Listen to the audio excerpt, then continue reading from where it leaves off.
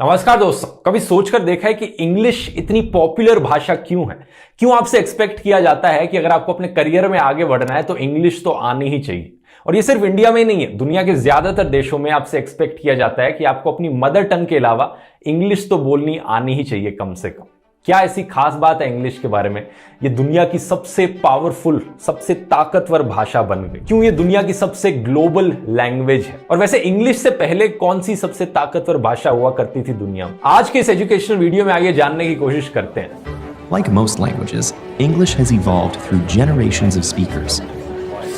Beh, non è sicuramente una lingua. Están en Barcelona cenando ceviche con cerveza. Ja, wie kommt das, dass wir Deutschen da so schlecht drin sind? Em vez de ficar para a festa da Mercê, vim para En Budapest, Hungaria, mi esta Stella, kaj la lingvo kiu mi parolas. The English language is a big, beautiful mess.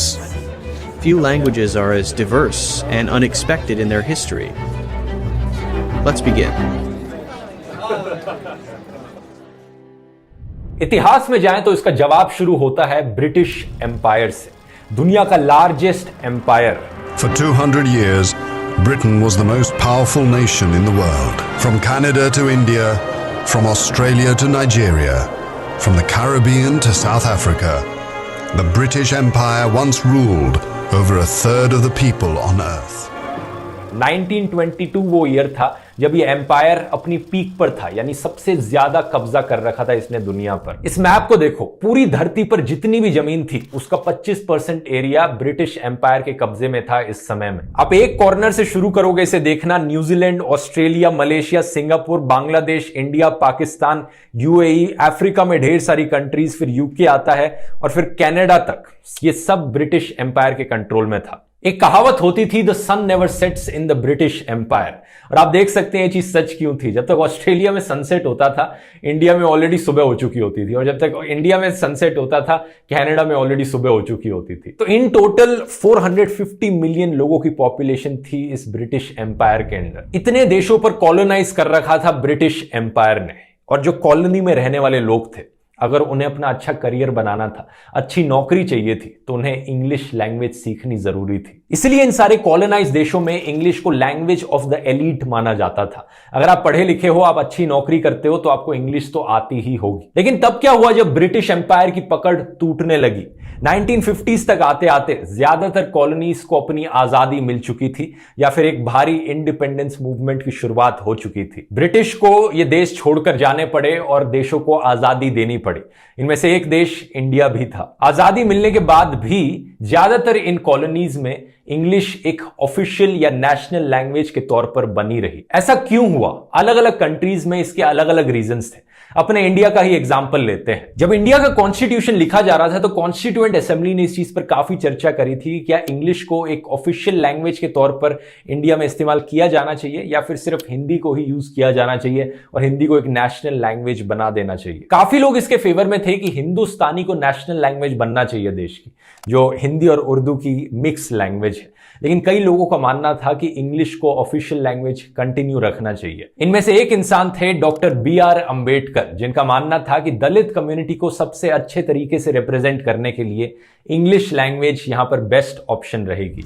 In fact ये कहते थे कि actually में सारी communities को अगर देखा जाए इंडिया में, इंग्लिश लैंग्वेज एक ऐसी भाषा है जो सारी कम्युनिटीज से इक्वी डिस्टेंट है। ऐसा नहीं है कि किसी भी एक कम्युनिटी को ज्यादा एडवांटेज मिलेगा। इन्होंने एग्जाम्पल दिया कि ब्राह्मण्स ज्यादा एडवांटेज पे रहेंगे अगर संस्कृताइज्ड हिंदी को नेशनल लैंग्वेज बना दिया जाए तो। इनके अलावा कई साउथ इंडिया के लीडर्स भी काफी कंसर्न थे इस चीज को लेकर, जिनका मानना था कि हिंदी एक नॉर्थ इंडिया की लैंग्वेज है, और अगर ये नेशनल लैंग्वेज बन गई तो south India under represented feel करेगा। इसीलिए यह फैसला लिया गया कि इंडिया में 2 ऑफिशियल लैंग्वेजेस होंगी, हिंदी और इंग्लिश। लेकिन एट द सेम टाइम अगले 15 सालों में इंग्लिश को फेज आउट करने की कोशिश करी जाएगी, क्योंकि आजादी के वक्त इंग्लिश को एक लैंग्वेज ऑफ द कॉलोनाइजर करके भी देखा जाता था कि ब्रिटिश ये भाषा बोलते थे, हम इसे प्रमोट नहीं करना चाहिए। तो 1965 तक ये कहा गया था कि इंग्लिश को कंप्लीटली फेज आउट कर दिया जाएगा।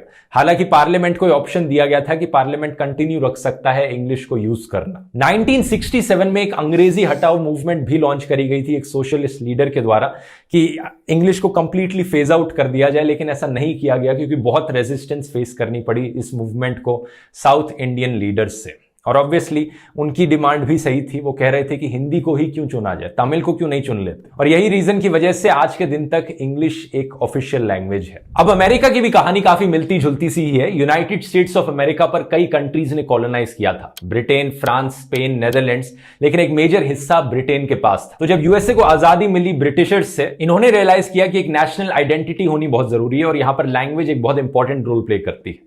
इन्होंने डिसाइड किया कि ये लैंग्वेज होगी इंग्लिश, जो हमारी अलग अलग स्टेट्स को यूनाइट करके रखेगी। सुनकर आपको हैरानी होगी, लेकिन यूएसए में उस समय में कई लैंग्वेजेस बोली जाती थी, फ्रेंच, स्पेनिश, डच, जर्मन, लेकिन इंग्लिश को यहां पर प्रायोरिटी दी गई। इस हद तक प्रायोरिटी दी गई कि 20वीं सदी के शुरू में कई स्टेट्स ने बैन कर दिया बाकी फॉरेन लैंग्वेजेस में स्कूल्स में पढ़ाना। यह सिर्फ 1923 में ही था कि यूएसए के सुप्रीम कोर्ट ने इस प्राइवेट लैंग्वेज एजुकेशन पर रिस्ट्रिक्शंस को स्ट्राइक डाउन किया। अच्छा, अभी तक आपको जो भी मैंने कहानी बताई उससे यह तो एक्सप्लेन हो जाता है कि जिन कंट्रीज को ब्रिटेन ने कॉलोनाइज किया था वहां पर इंग्लिश बोली जाती है, लेकिन दुनिया में बाकी कंट्रीज का क्या? बाकी कंट्रीज को तो किसी ने मजबूर नहीं किया कि वो इंग्लिश बोले, फिर भी इंग्लिश बाकी दुनिया में कैसे स्प्रेड करे? वैसे अगर आप अपनी इंग्लिश को और बेहतर करना चाहते हैं तो यहां पर एक बढ़िया लैंग्वेज लर्निंग ऐप के बारे में मैं आपको बताना चाहूंगा, डुओलिंगो, दुनिया की सबसे popular free language learning app. इस ऐप पर आप 40 से ज्यादा भाषाएं सीख सकते हैं, इंक्लूडिंग इंग्लिश फ्रॉम हिंदी, और इसके अलावा जैसे कि फ्रेंच, जर्मन, स्पेनिश जैसी भाषाएं तो ऑब्वियसली हैं ही। सबसे बेस्ट चीज इस ऐप के बारे में यह है कि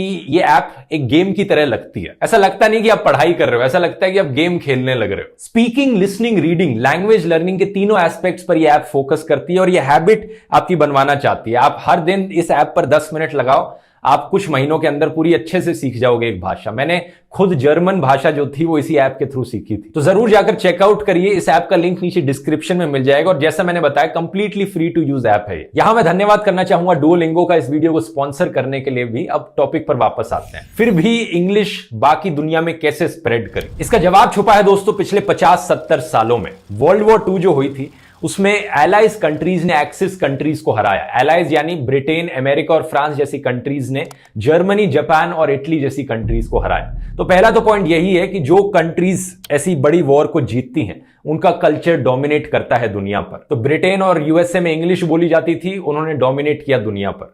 इसके अलावा दूसरा इंपॉर्टेंट पॉइंट यह है कि मैंने आपको पिछले वीडियो में एक बार बताया था कि यूएसए दुनिया की सबसे पावरफुल कंट्री कैसे बना। वर्ल्ड वॉर 2 खत्म होने के बाद USA one of the only countries थी जिसने ज्यादा नुकसान नहीं सहा था। बाकी सारी यूरोपियन कंट्रीज को, डेवलप्ड कंट्रीज को एक भारी नुकसान सहना पड़ा था, उनकी इकोनॉमिक ग्रोथ क्रैश कर गई थी। लेकिन अमेरिका में एक बड़ी इकोनॉमिक बूम देखने को मिली वर्ल्ड वॉर 2 खत्म होने के बाद। 1950s के बाद अमेरिका एक सुपर पावर की तरह उभर कर आया along with Soviet union. Capitalism की मदद से अमेरिकन बिजनेसेस दुनिया भर में फैलने लगे। दुनिया के टॉप बिजनेस स्कूल्स इंग्लिश में पढ़ाने लगे। इंग्लिश एक भाषा बन गई ट्रेड और बिजनेस के लिए। जो म्यूजिकल बैंड्स थे अमेरिका से, वो इंग्लिश में अपने काम को रिलीज करने लगे और दुनिया भर में पॉपुलर होने लगे। साथ ही साथ सेम चीज देखने को मिली फिल्म मेकर्स के साथ भी। हॉलीवुड फिल्में और अमेरिकन टेलीविजन सीरीज एक ग्लोबल सेंसेशन बन गए। अमेरिका के पास बेस्ट टेक्नोलॉजी थी इन सारे एस्पेक्ट्स में, जिसकी वजह से अमेरिकन कल्चर दुनिया भर में फैला। वर्ल्ड वॉर 2 एक बहुत इंपॉर्टेंट रीजन बताया जाता है इसके पीछे, क्योंकि कई लोगों का मानना है अगर जर्मनी और एक्सिस पावर्स ने वर्ल्ड वॉर 2 जीती होती तो शायद आज के दिन जर्मन भाषा ज्यादा डोमिनेंट होती दुनिया पर। शायद आज के दिन दुनिया भर में जो ट्रेड और बिजनेसेस हो रहे होते वो जर्मन भाषा में हो रहे होते, क्योंकि ज्यादातर यूरोप में जर्मन भाषा जबरदस्ती इंपोज करी जाती यूरोपियन कंट्रीज पर अगर एडोल्फ हिटलर की जीत हुई होती तो। लेकिन ये सिर्फ एक थियोरेटिकल चीज है, एक्चुअली में बताना बहुत मुश्किल है क्या होता। लेकिन आज के दिन की असलियत यही है कि अमेरिका और ब्रिटेन की जीत के बाद इंग्लिश एक ज्यादा ताकतवर भाषा निकली। एक लास्ट और फाइनल रीजन 1980s 90s के बाद भी क्यों इंग्लिश डोमिनेट करती रही और बाकी सारी भाषाओं को पीछे छोड़ गई, इसके पीछे रीजन ये है कि इंटरनेट का इन्वेंशन अमेरिका में हुआ। इंटरनेट से रिलेटेड जो कंपनीज उभर कर आई वो अमेरिका में उभर कर आई। इसकी बात मैंने इंटरनेट वाले वीडियो में भी करी थी, जिसमें बताया था कि इंटरनेट कैसे इन्वेंट हुआ था, किन लोगों ने इन्वेंट किया था। लेकिन आप चाहे गूगल ले लो, फेसबुक ले लो, यूट्यूब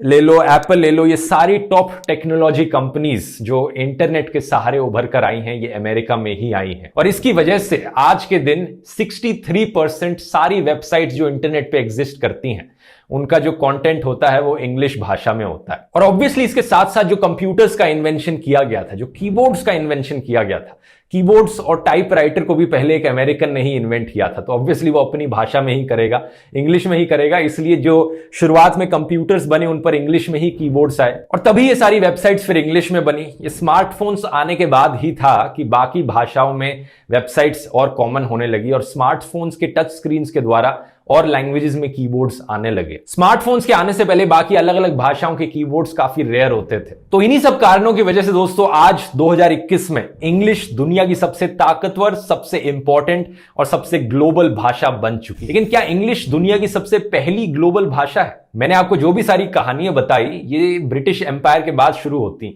उससे पहले क्या होता था? क्या इंग्लिश से पहले भी कोई ग्लोबल भाषा रह चुकी है दुनिया में?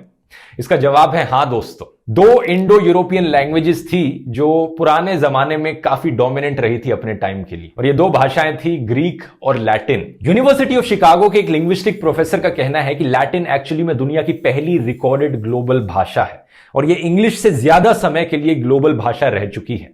1300 साल के लिए ये दुनिया की डोमिनेंट लैंग्वेज रही थी। रोमन एम्पायर के समय की बात है ये। ज्यादातर वेस्टर्न यूरोपियन शहरों में लैटिन एक मेन लैंग्वेज थी, लेकिन रोमन एम्पायर के खत्म होने के बाद लैटिन भाषा एक्चुअली टुकड़ों में बंट गई।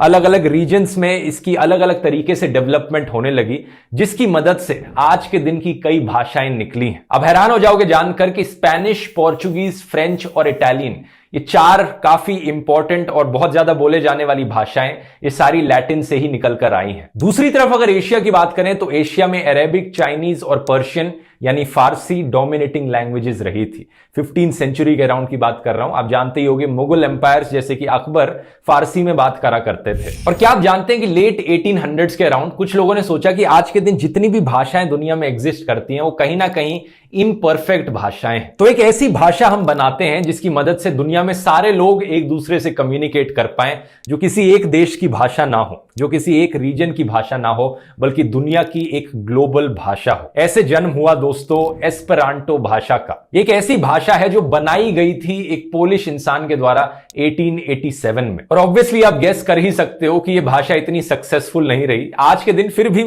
एस्टिमेट किया जाता है कि करीब 1 लाख से लेकर 20 लाख के बीच में लोग इस एस्पेरांटो की भाषा को बोलते हैं। एक चीज जरूर है कि यह भाषा सीखनी बहुत आसान है। जिसने यह भाषा बनाई थी उसका दावा है कि इसी ग्रामर को सीखने में सिर्फ 1 घंटे का समय लगेगा। अगर आपको कोई भी यूरोपियन भाषा आती है तो Spanish, Portuguese, Italian, French, German, English, इनमें से अगर कोई भी भाषा आपको आती है तो यह भाषा आप बड़ी आसानी से सीख सकते हो, क्योंकि ये इन्हीं सब के कॉम्बिनेशन से बनाई गई एक लैंग्वेज है। और बनाते वक्त इसने ये इंश्योर किया है कि इसकी ग्रामर जितनी सिंपल हो सके उतनी सिंपल बनाई गई है।